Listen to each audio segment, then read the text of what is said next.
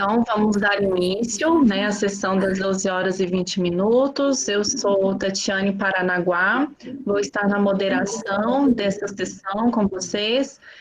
Como apoio, né, no gerenciamento dessa sala, a gente tem os monitores Gíulia Lemos de Almeida, Gabriel Antônio Meireles, Jean Mascarenhas Gomes e Paloma Pereira de Andrade.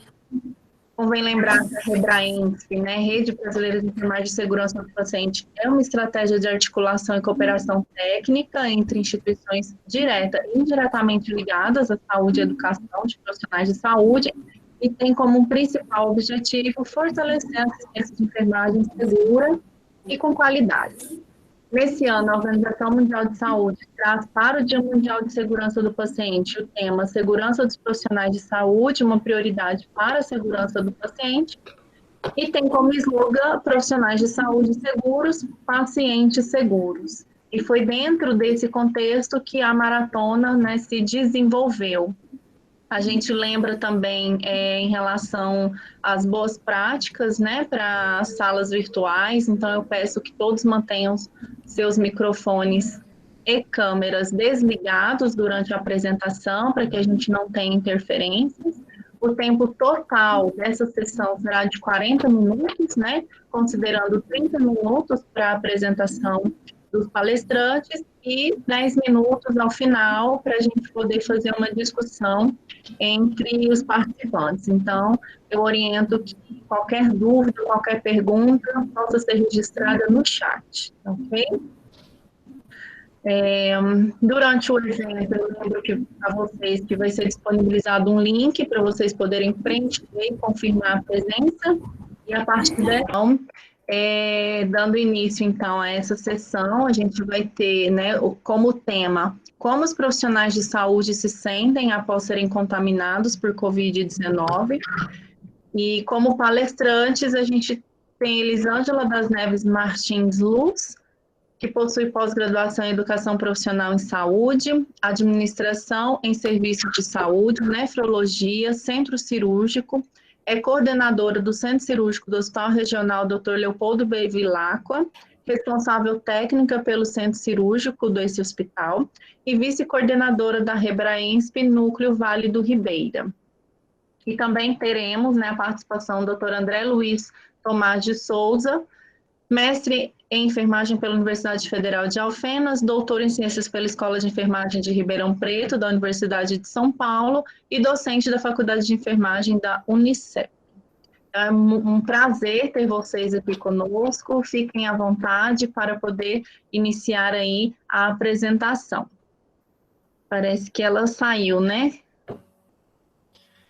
Eu que agradeço aí a oportunidade de estar falando com todos vocês, junto com a Elisângela, a Tatiana e todo o pessoal da Rebraensp. Acho que foi uma empreitada gigantesca nesses dias para preparar todo esse evento. E o pessoal que está presente aí também, desejar boas-vindas a todos. Vamos tentar deixar isso aqui da maneira mais dinâmica possível. Então, se surgirem dúvidas, a gente tem os 10 minutos finais para poder sanar as dúvidas possíveis aí, tá bom? Então, vamos lá, né, Elisângela?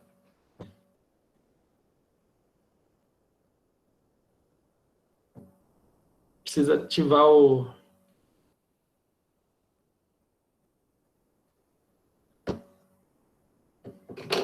Elisângela, seu foninho, seu microfone está desligado.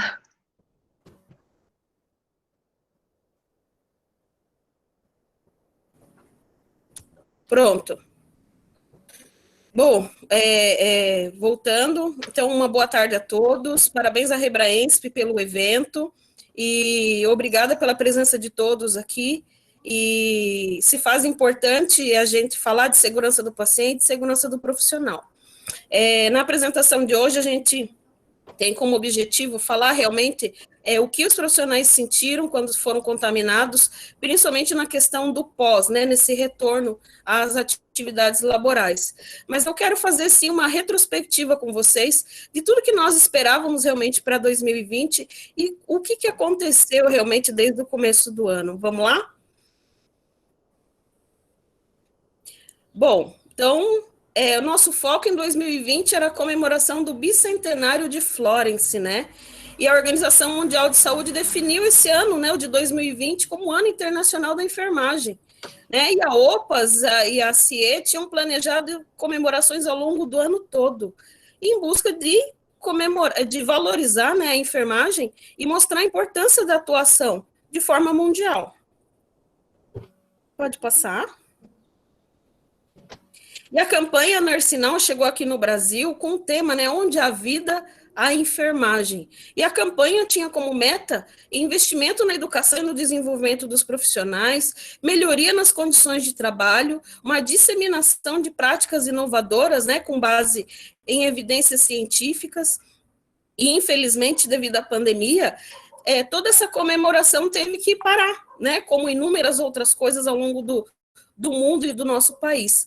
Só que a Nurse Now Global ampliou essa vigência, a campanha, até junho de 2021. Então, nós temos muito ainda o que falar, o que valorizar a nossa profissão, né, reforçando tudo isso que as metas já traziam. Pode passar. Então, falando em números, né, no Brasil, nós somos 348 mil milhões de profissionais de enfermagem, né, entre técnicos, auxiliares e enfermeiros. Nós somos um número muito significativo, né? Falando do Vale do Ribeira, pode passar, né? Aqui, o total de profissionais no Vale do Ribeira chega a 2.877, né? Segundo o nosso COFEM e COREM. Pode passar. E lá no começo, né, no princípio, faltava muita informação sobre o Covid, eram informações desencontradas, né? E aí a gente iniciou um treinamento para combater esse inimigo, né? As instituições se organizaram, criaram comissões, realizaram treinamentos, né, e prepararam os profissionais para a batalha, né? Essa é uma das nossas atuações aí no treinamento aqui no nosso hospital, que a gente teve que fazer uma força-tarefa, criar comissões específicas para a Covid, para poder tratar do assunto. Próximo.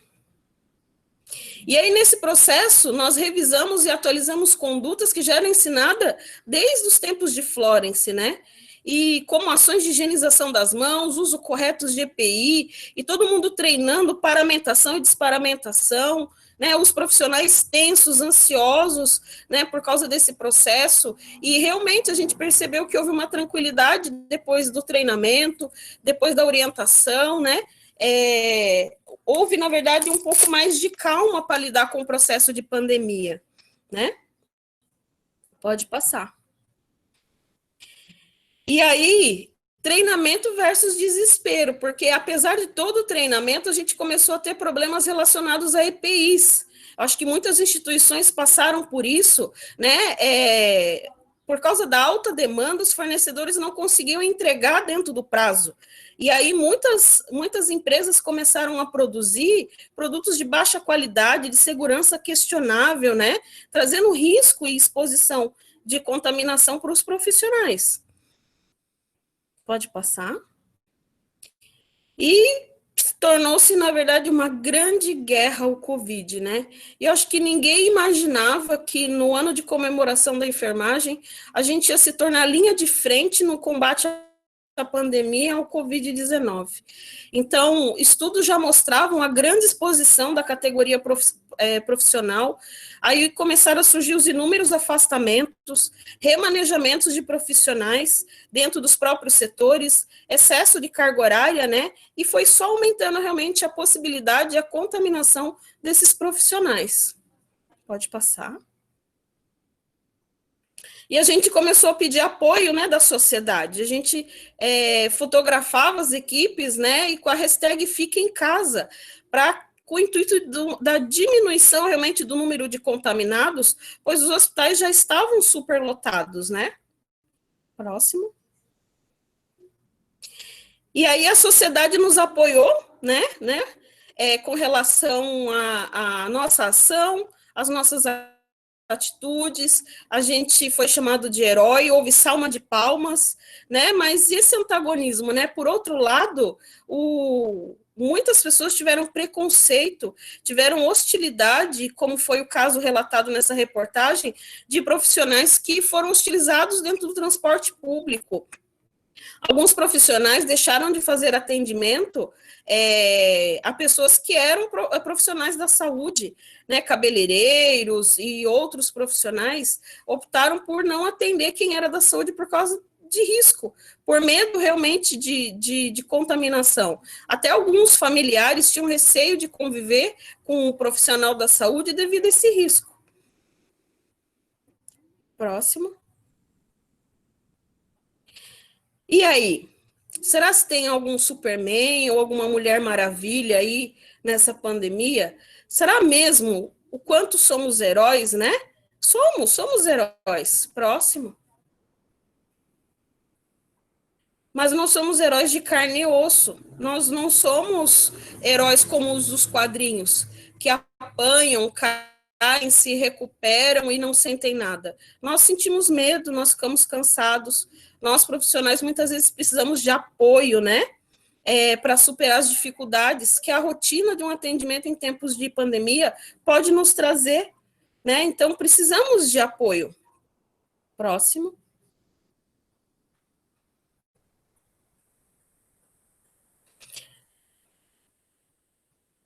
Agora o André vai dar continuidade aí com alguns resultados.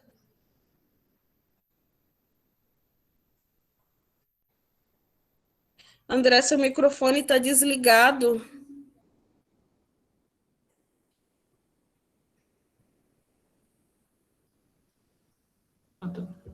Então, perdão.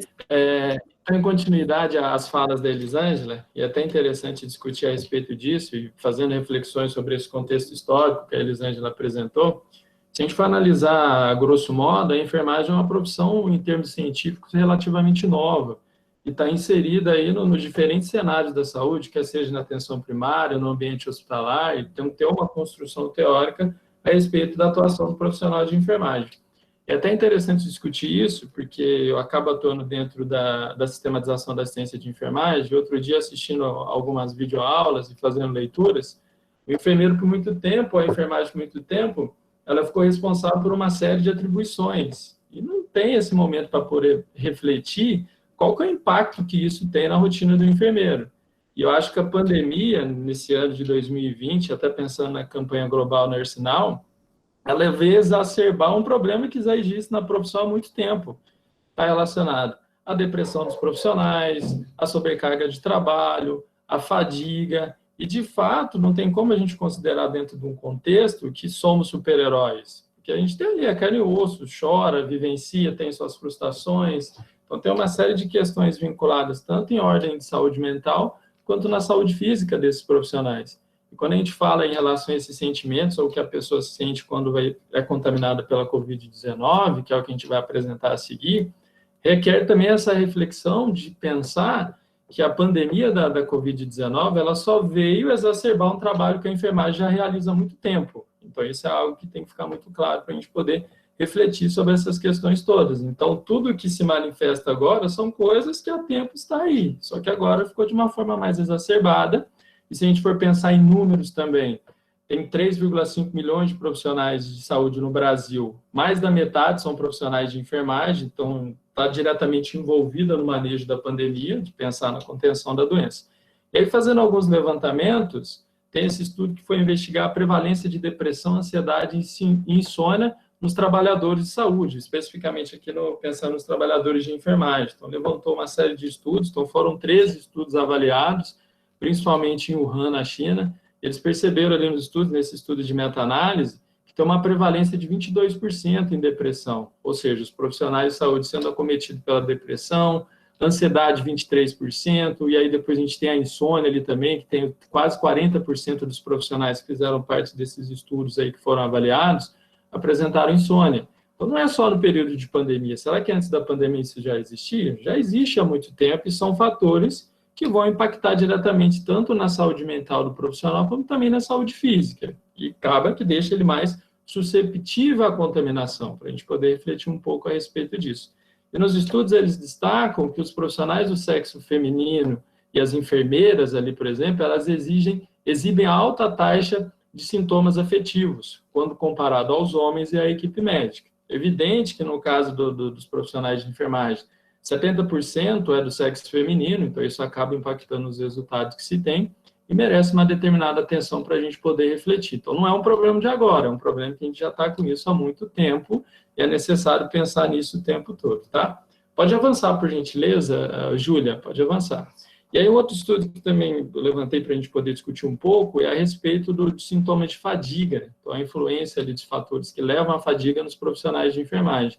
Eu imagino que essa carga de trabalho exagerada que a gente está tendo agora, com uma série de desafios que se tem, não só no ambiente hospitalar, para as pessoas que estão cuidando diretamente do paciente crítico, mas pensar também na atenção básica, que você precisa implementar as estratégias de contenção da doença, para os professores que estão inseridos no ensino também, que é toda uma dinâmica totalmente diferente, algo inesperado, e acaba acarretando esse cansaço. Então, se eu fizer essa pergunta aqui, quem de vocês não se sentiu cansado nesse período?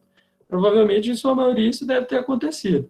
Então, nessa outra amostra de estudo que foi avaliado também, o HANA, que foi avaliado na China, então eles avaliaram ali 2.667 profissionais de enfermagem, e aproximadamente ali 35% apresentaram sinais ali de fadiga física e mental. Então, a gente também precisa pensar a respeito disso, e que tem uma associação, por sua vez, com o próprio risco de contaminação pela Covid. Imagina, o profissional o dia todo oferecendo cuidado ali no paciente crítico, quando vem essa questão do cansaço físico, ele fica mais susceptível a se contaminar, tá? E aí, tanto é que ele coloca o seguinte, a fadiga relacionada ao trabalho de enfermagem, ela é reconhecida como uma ameaça à saúde do profissional, que, por sua vez, tem relação com a segurança do paciente. Eu acho que é bem oportuno o tema do evento para poder pensar no seguinte, não dá para falar de segurança do paciente sem falar na segurança do trabalhador. Esse é o primeiro item. Então, não adianta eu colocar uma série de atribuições para os profissionais de enfermagem, os demais profissionais, sem pensar na saúde do trabalhador, porque é ele que vai perpetuar as informações, é ele que vai colocar em prática uma série de ações. Então, para a gente poder refletir um pouco a respeito desses itens, eu acho que, de repente, esse momento também veio para tentar reduzir a margem e pensar o que, de fato, eu estou fazendo e qual que é o meu papel dentro do contexto de saúde. Será que é papel da enfermagem assumir tudo que tem no sistema de saúde? A gente tem que pensar no cuidado que é oferecido para o paciente. Acho que isso é uma reflexão que cabe para a gente poder pensar um pouco. Pode avançar, por gentileza, Júlia? Dentro disso, levantando algumas informações do próprio boletim epidemiológico especial, pode ter alguma divergência de dados em relação ao que é divulgado pelo Conselho Federal de Enfermagem. Nós fizemos esse levantamento ali, então é bem recente, então do dia 30 ao dia 5 de setembro, então tem os dados mais anteriores ali, mas olha de notificação de profissionais de saúde. Então, ocorreram ali mais de 1 milhão de notificações de casos suspeitos para a Covid-19. Dessas notificações de casos suspeitos ali, olha o quanto que a gente teve de casos confirmados, então aproximadamente 300 mil casos confirmados para a Covid-19, isso entre os profissionais de saúde, e quando a gente vai colocar isso em números de maior prevalência que se tem ali, o técnico e auxiliar de enfermagem. Que é exatamente os profissionais que estão no contato direto, vou usar essa expressão para ficar mais simples, eles estão na cara do gol ali, é exatamente isso, está no contato direto com o paciente. Se a gente fazer associações aí com ansiedade, depressão, fadiga, insônia, então deixa ele muito susceptível à contaminação. E, além disso, dentro do que a Elisângela mencionou, da própria disponibilidade de EPI, de treinamento, do medo, da insegurança e de uma série de fatores que impactam tanto na saúde física quanto na saúde mental desse trabalhador. Então, os técnicos de enfermagem ali, 35% das pessoas que se contaminaram por Covid, ou pelo coronavírus ali, eram técnicos e auxiliares de enfermagem. Os enfermeiros vêm ali em segundo lugar, então com 15%, depois vem o profissional médico que também está envolvido na assistência. Tem outros profissionais, mas esses são os 3 principais. E o que chama a atenção também, para a gente poder refletir, qual que é a atenção dada para o técnico e para o auxiliar de enfermagem? Isso é uma outra reflexão que a gente tem que fazer. Pode avançar um pouco mais, por gentileza, Júlia? Quando a gente fala em óbitos, ou seja, nos casos de óbito entre os profissionais da saúde, então, de notificações de síndrome respiratória aguda grave, ocorreram ali 1.296 notificações. De óbito por síndrome respiratória aguda grave, então, 321 óbitos que foram confirmados, e desses 321 óbitos por síndrome respiratória aguda grave, 270 foram por Covid-19. Ou seja, é um número elevado de pessoas que foram a óbito em decorrência da doença. Aí, novamente, quem está lá no topo do profissional ali da saúde, que acabou indo mais a óbito nesse período todo, é o técnico auxiliar de enfermagem. Se a gente voltar para aqueles números anteriores de profissionais de enfermagem no Brasil, o que a gente tem maior número de profissionais de saúde, na verdade, no Brasil todo, são os técnicos e auxiliares de enfermagem. Depois vem os enfermeiros, depois vem o profissional médico, e depois chegam as outras categorias. Então, o técnico e auxiliar de enfermagem acabou foi mais acometido pela doença e acabou sendo ali como uma vítima fatal e maior prevalência ali. Depois, em segundo lugar, vem o médico e depois vem o enfermeiro. Então, são questões que chamam atenção, como está sendo essa saúde do trabalhador dentro do contexto de trabalho aí. Pode avançar um pouco mais, por gentileza? E aí, dentro disso, a gente está para desenvolver um estudo piloto aqui no Vale do Ribeira para levantar algumas informações a respeito dos sentimentos dos profissionais de enfermagem em relação à pandemia de Covid-19, para poder, de fato, identificar isso, o que acaba auxiliando para prever estratégias, ou para prever ações, para atenuar o sofrimento desses profissionais. Então, o público-alvo é os profissionais de enfermagem do Vale, pensando naqueles quase 3 mil profissionais de enfermagem. Então, é um estudo de transversal, com a coleta de dados no único momento, utilizando o Google Formulários, que é o caminho que está sendo utilizado dentro das pesquisas no momento. E aí tem a análise descritiva e a abordagem quantitativa. E tem frequência, desvio padrão, frequência absoluta e relativa. A gente vai apresentar aqui os resultados parciais, que, né, nessa questão de ter essa disponibilidade de informações por evento, tá? Avanço mais um pouco, por gentileza, Júlio. Então, aqui, dos resultados preliminares. Olha para vocês verem algo que chama atenção nesse período de pandemia. Então, quando questionado a esses profissionais, se eles pensaram em desistir da profissão nesse período, principalmente em função de uma série de problemas que a gente tem, olha ali, quase que 30% pensou em desistir. Então, assim, é algo que chama atenção. Aí volta naquele ponto. Super-herói não desiste. Essa é a primeira coisa. Então, não tem super-herói. Então, se a pessoa está pensando em desistir, já são problemas que a gente tem na profissão há muito tempo. O salário insuficiente, muitas vezes, dupla jornada de trabalho, exaustão no ambiente de trabalho, fadiga, depressão, ansiedade, que é a realidade que a gente vivencia. Não tem que ser cego a isso, que, consequentemente, aumenta essa possibilidade de contaminação. Tá? Avança um pouco mais, por gentileza. Dentro disso, quando a gente foi perguntar ali sobre os sintomas que ele teve ali das pessoas que foram contaminadas, isso aqui são os dados das pessoas que foram contaminadas por Covid. Então, teve maior prevalência ali para cefaleia, dores no corpo e cansaço, que são os sintomas leves associados à doença, no contexto da Covid-19. E aí, assim, depois tem os outros sintomas que surgiram ali, mas os sintomas com maior prevalência foram cefaleia, dores no corpo e cansaço. Pode avançar um pouco mais, Júlia, por gentileza? Dentro disso tudo, em relação aos sentimentos, que eles sentiram ali, a pessoa que foi contaminada pela Covid. Então, ele sentiu ansiedade, que casa um pouco com aqueles dados da pesquisa que foi feita em Wuhan, na China. Além disso, tristeza, irritabilidade e medo. Mas medo do quê? Então, tem uma série de questões dentro desse medo. Medo de perder o emprego, medo de transmitir a doença para os familiares. E é até interessante falar a respeito disso, porque uma pessoa próxima acabou se contaminando pela Covid, teve a doença, e aí, na ocasião, ela mandou uma mensagem, um áudio de quase 5 minutos no celular, e, assim, é uma questão desesperadora, porque dentro do ambiente familiar tem grupos de risco, a pessoa precisa se isolar, como que vai fazer com as questões financeiras, aquele medo de ir a óbito, porque é o tempo todo, você liga a televisão, é só notícias ruins. Então, assim, é todo um universo que desfavorece essa saúde mental e física do profissional, que a gente precisa refletir sobre isso também. E volto naquele ponto. Como é que a gente vai falar de segurança do paciente, de uma série de estratégias, se esse profissional não estiver bem cuidado? Pode avançar um pouco mais, Júlia, por gentileza? As dificuldades mais prevalentes que tiveram ali, que ainda se associam com os sentimentos. Então, ela teve dificuldade ali do medo de transmitir para o familiar, então foi isso que ela foi uma dificuldade em relação às estratégias que teriam que ser adotadas, e além disso, ficar longe de casa. Então, você imagina, porque assim, a pessoa precisa se isolar. E aí tem outras informações associadas disso. O que chama atenção é essa ideia do medo de perder o emprego. Então, a gente tem as instituições privadas, que não dá essa estabilidade para o profissional, e aí ele tem que pensar ali em como ele vai prover o sustento familiar. Pode avançar um pouco mais, Júlia, por gentileza? E aí, dentro desse universo todo, para a Elisângela poder dar continuidade, porque a gente tem um tempo curto e daria para a gente discutir vários aspectos a respeito disso, a Elisângela vai discutir um pouco a respeito das sequelas e complicações decorrentes da doença. Bom, quando conversado com alguns profissionais que tiveram, né, o Covid dentro desse projeto piloto, eles apontaram principalmente alterações psicológicas relacionadas à ansiedade, insônia, depressão, tiveram alteração de sono, perda de memória, dificuldade de concentração, né? Tá aparecendo umas mensagens aqui, sobe só um pouquinho para mim. Pode passar para o próximo, por favor.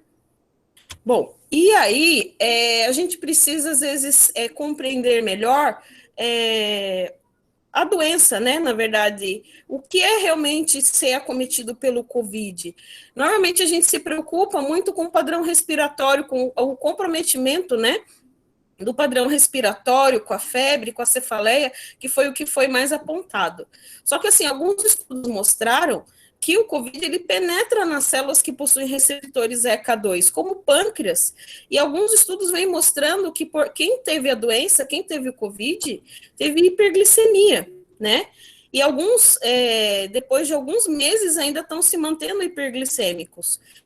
Também os neurônios, que foi confirmado que ele consegue ultrapassar a barreira hematoencefálica, né? E a outra possibilidade também é que ele consiga atingir o nervo olfatório, já que muitas pessoas se queixam, né, de anosmia. Né? E essa invasão das células nervosas causa uma alteração na disponibilidade de neurotransmissores e também causa uma reação inflamatória importante e alterando as ligações neuronais. Pode passar para o próximo. Então, assim, todo esse comprometimento neurológico, né, causado pelo Covid, leva a outras complicações relacionadas à parte psicológica e até mesmo distúrbios psiquiátricos, né? E aí a gente fica se perguntando, quem é que cuida dos nossos profissionais, né? Quem é que cuida do profissional da saúde? Pode passar. Então, assim, alguns relatos de colegas que retornaram do processo, ficou, na verdade, assim, volta com 14 dias porque você já está em condições de trabalhar. Nem sempre, muitos não voltam com condições de trabalhar. E não é só pelo cansaço ou pela cefaleia ou por outro sintoma, mas porque ele está com alterações de nível psicológico, né? E aí, como que a gente faz para diminuir as consequências desse pós-Covid? Porque na avaliação médica, ele teria condições de voltar para o ambiente de trabalho, né? Então, a gente precisa dar apoio, a gente precisa dar suporte, a gente precisa dar atenção para esse colaborador quando ele retorna, né? E ajudar ele a reconhecer e não ter vergonha ou medo do que ele está sentindo, porque ele não está sozinho. Inúmeros profissionais vêm tendo os mesmos sintomas, né? Reservar um tempo para reflexão e para descanso. Isso a gente já vem falando até durante, né, a questão da pandemia ou por questão do isolamento social, mas agora é diferente, ele passou por uma infecção viral de um vírus que ainda é desconhecido, então ele precisa repensar a rotina dele, né? Permanecer conectado com as pessoas queridas, usar da tecnologia, fazer videochamada, criar estratégias para desestressar, um bom livro, exercício, banho de sol, banho de mar, uma caminhada, buscar uma alimentação mais leve e saudável, né, hidratar-se, né, a gente nota que quem teve Covid normalmente ficou desidratado, não só pela febre, mas porque muitos não conseguiam se alimentar nem se hidratar. Dar uma pausa nos assuntos relacionados à pandemia e reconhecer, né, os seus esforços de estar tentando melhorar, que é um dia após o outro, que aqueles sintomas que ele está tendo naquele momento, de um choro sem explicação, de uma tristeza sem motivo, que são momentâneos e que ele vai se recuperar, né? E que ele precisa entender que ele tem limites, né, diante dessa recuperação. Conversar com os colegas, pedir ajuda. Pode passar para o próximo. Né? Toda vez que ele estiver angustiado, né? E é importante, a gente fala tanto da questão Covid versus saúde mental, mas a gente precisa repensar, talvez, nesse profissional que está voltando, né, que ele está retornando ao trabalho novamente. E essa pandemia, na verdade, ela representa um risco significativo de agravo para a saúde mental para todos os trabalhadores da saúde, né, que estão diretamente vinculados ou gerenciando a crise. Talvez não seja nem o trabalhador que esteja direto a beira-leito, mas os próprios coordenadores, gerentes, líderes das unidades, todos estão passando por situações de estresse, né? E é prioridade imediata compreender os fatores que levam, né, a comprometer essa saúde mental do trabalhador e criar, né, promover ações, né, de proteção a esse trabalhador. Próximo. Profissional seguro significa paciente seguro realmente, né? E é importante e coerente a medicina do trabalho quando esse colaborador voltar e até a própria liderança desse colaborador perceber alguma alteração de comportamento e avaliar o quanto é realmente, às vezes, necessário colocar esse profissional direto na assistência novamente, né? Para que se tenha segurança na assistência prestada, né? Para esse paciente. O COFEM tem um trabalho, né, que é um atendimento por um enfermeiro de saúde mental, e é muito interessante, a maioria das instituições, aqui no hospital, aqui no HRLB, as psicólogas atendem via telefone os profissionais que tiveram a confirmação, que estão em isolamento, e alguns profissionais precisaram continuar o acompanhamento com as psicólogas, né, porque não estavam bem, mesmo pós-infecção. Pode passar o próximo. Né? As referências. Vamos finalizando, pode passar. Bom, então, assim, aqui no núcleo no Vale do Ribeira, aqui é a nossa foto do nosso grupo aqui da Rebraensp, a gente tem uma luta contínua relacionada à segurança do profissional e à segurança do paciente, e, assim, para todos, a gente tem que realmente pedir força. É uma fase difícil e complicada para todos, mas eu tenho certeza que lá na frente a gente vai olhar para trás e ver o quanto a gente aprendeu e o quanto a gente melhorou com tudo isso.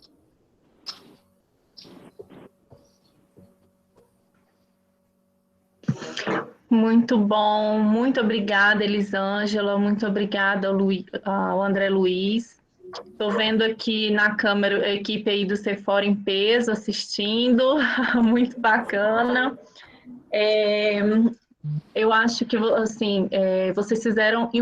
Acho não, na verdade eu tenho certeza, né? Que todos concordam comigo. Vocês fizeram excelentes reflexões, né? Tem alguém que gostaria de fazer alguma pergunta para registrar no chat? Eu vi aqui um comentário da Rafaela Caldas, né, que no serviço onde ela está, eles implantaram, né, um serviço, uma conversa semanal para avaliação individual sempre que necessário. E quando a gente fala desse apoio psicológico, ele é essencial, né, para esse momento que a gente está vivenciando, né? Vocês trouxeram muita questão, né, relacionada a esse processo emocional que o profissional de saúde enfrenta diante dessa pandemia. E acho que vale a pena a gente relembrar, né, o relatório O Errar é Humano, né, que foi por ele que começou, né, todo esse boom de pesquisas dentro da área de segurança do paciente. E se a gente tem, né, pessoas que estão psicologicamente abaladas, a dimensão humana fica muito mais aflorada, né? E possivelmente questões que são meramente técnicas a gente não consegue prestar atenção. Então, é de extrema relevância, né, a gente oferecer esse apoio emocional. Eu só queria reforçar ainda mais uma vez dentro dessa questão patológica, que assim, eu vivenciei o processo e demorei, na verdade, de identificar que era Covid, a princípio parecia sintomas de dengue, acho que como muitos aqui no Vale do Ribeira, alguns tiveram dengue e Covid simultaneamente. Exatamente. Foi difícil. E eu, na verdade, fiz os testes para dengue, quando demorou para sair o resultado, eu já tinha saído do período de transmissão do Covid. E me deparei com dificuldades de concentração, com dificuldades de memória, e eu percebi que outros colegas que tinham confirmado o Covid estavam com o mesmo problema. Então, vai muito além do ser forte ou a questão do estresse do ambiente. Ele é fisiológico, é fisiopatológico mesmo. A gente tem uma queda de neurotransmissores e começa a ter reações que você não consegue se reconhecer. Eu vou ser sincera para você, Tati. E vale a pena a gente pensar também que cada organismo vai funcionar de uma maneira, né? Então, o apoio nessa volta, né, do profissional, o apoio não só das lideranças, mas dos próprios membros da sua equipe é fundamental, né? Porque eu imagino que é como se fosse tudo novo, né? É um recomeçar no ambiente de trabalho, né? E que ainda traz, né, consequências psicológicas. Você está, assim, né, considerado apto a voltar ao serviço, mas ainda tem toda essa carga psicológica envolvida, né? Então, é de extrema importância.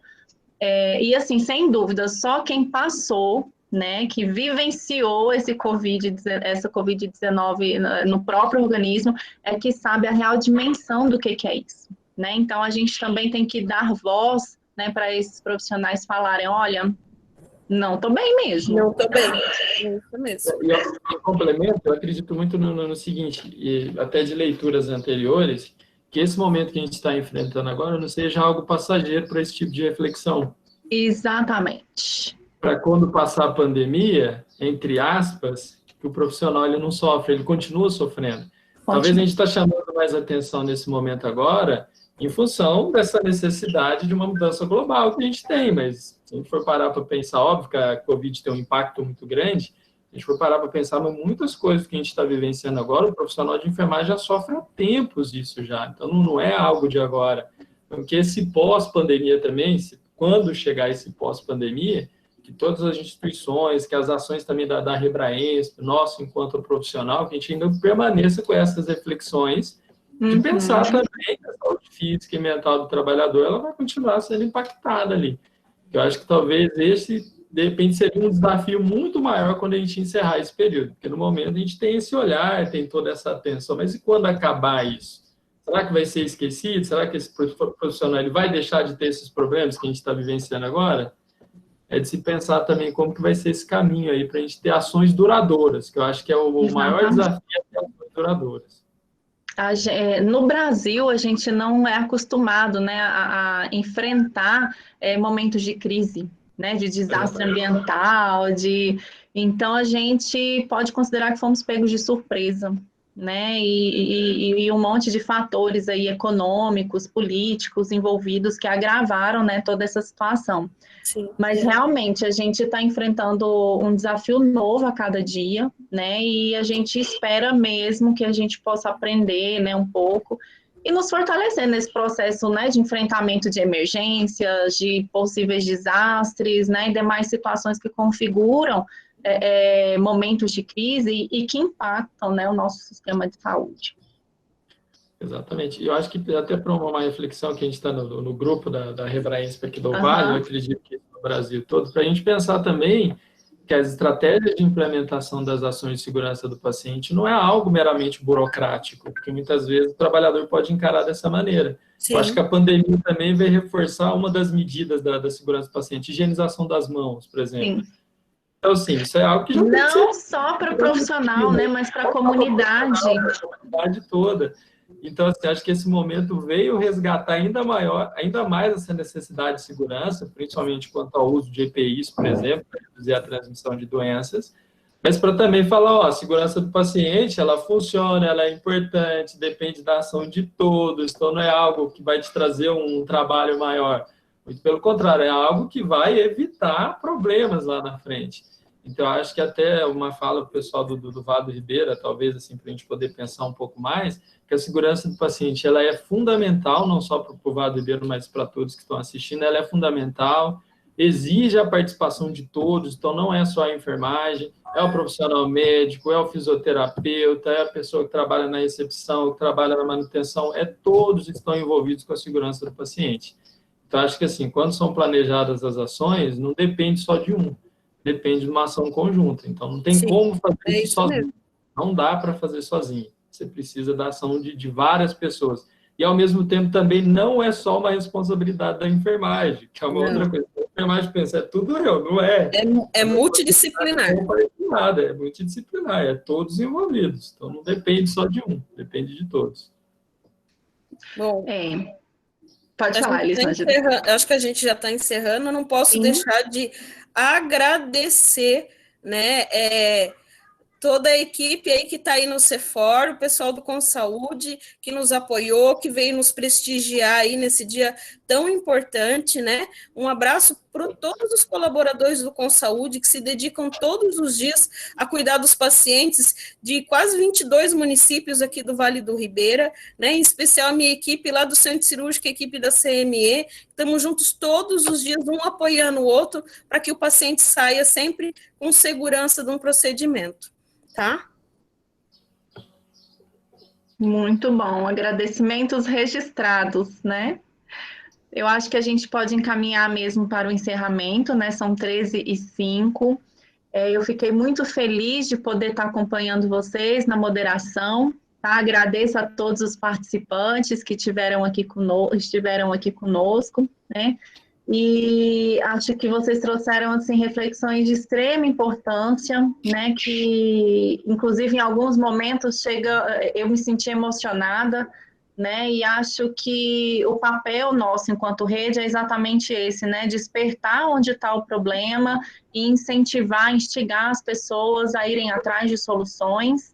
E eu acho que esse momento que nós tivemos foi muito construtivo, colaborativo, coletivo, e eu tenho certeza, né, que instigou aí muitas pessoas para poderem fazer a diferença, né? Então, mais uma vez, muito obrigada e um prazer conhecer vocês, André Luiz e Elisângela. Tá ok? Obrigada, Tati. Muito obrigada. Tati. Obrigado a todos. Agradeço também os nossos monitores, né, que ficaram aqui o tempo todo. Foi importante, né, a presença deles. E lembrar que quem ainda não preencheu a frequência, que está aí no chat o link para vocês poderem preencher, tá? E até a próxima. Até a próxima, pessoal. Tchau. Tudo bom Tchau, tchau. Até a próxima. Tchau.